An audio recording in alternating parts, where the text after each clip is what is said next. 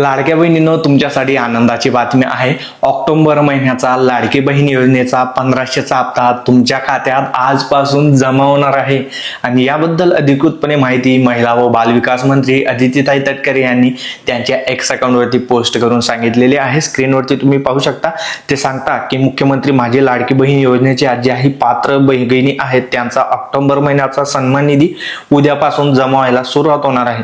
त्यांनी ही post 3 November रोजी टाकलेली आहे आणि मी 4 नोव्हेंबरला व्हिडिओ बनवतोय। म्हणजे आजपासून 4 नोव्हेंबर पासून जर तुम्ही पात्र असाल तर तुमचा ऑक्टोबर महिन्याचा हप्ता तुमच्या खात्यात जमा होईल।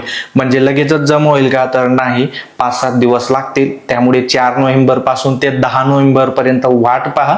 जर तुमच्या आधार कार्डला बँक खातं लिंक असेल आणि तुम्ही पात्र असाल तर ऑक्टोबर महिन्याचा हप्ता तुमच्या खात्यात जमा होऊन जाईल। तुम्ही केवायसी केली असेल केली नसेल तरी हा हप्ता तुमच्या खात्यात जमा होईल।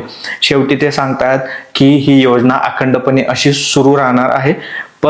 तू केवायसी बद्दल ते शेवटी सांगताय, सर्व लाडक्या बहिणींनी 18 नोव्हेंबर आधी ई केवायसी प्रक्रिया पूर्ण करून घ्यावी।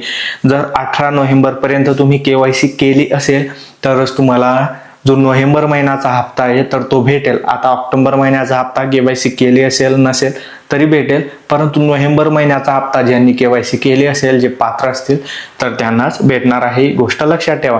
आणि सर्वात महत्त्वाचा प्रश्न प्रत्येक जण इंस्टाग्रामवरती, फेसबुकवरती, यूट्यूबवरती विचारतंय की ज्या विधवा महिला आहेत, ज्यांचे वडील हयात नाही आहेत, पती हयात नाही आहेत, ज्यांचा डिवोर्स झालेला आहे, ज्या पतीपासून वेगळे राहतात, अशा महिलांनी केवायसी करताना कोणाचा आधार नंबर द्यावा। मी जास्त तुम्हाला काही वेगळं सांगत नाही, त्याबद्दल पर्याय उपलब्ध नाहीये।